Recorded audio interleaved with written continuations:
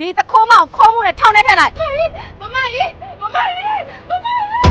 ဒီရင်ရဲ့တစ္ဆာခံအလုသမားကောင်းတယောက်ဖြစ်အောင်ကြိုးစားသွားပါမယ်ရှင်ဘာဖြစ်နေလဲငါ့ကိုစိတ်ကြုံလာမလုပ်နဲ့တော့သွားပါအကြီးဆုံးဖြစ်တဲ့ရှင်ကအဲ့ဒီမီတင်မှာရှိကိုရှိနေရမယ်လာလိုက်ခဲ့ဖယ်စားပါဝဒီတို့စီစဉ်ထားသမျှအကြောင်းအောင်ဝဒီတို့ပဲရရမှာနော်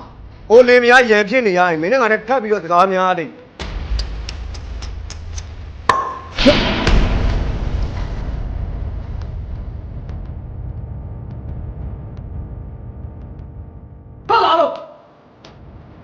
ဝိုင်းရဲ့မွေးစားသားဖြစ်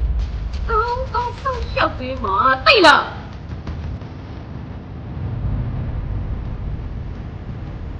ကျင်းစရာကောင်းလိုက်တာကျောင်းဟာ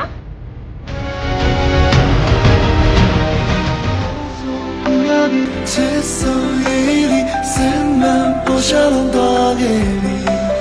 梦诉不要的接受一粒谁对留下了你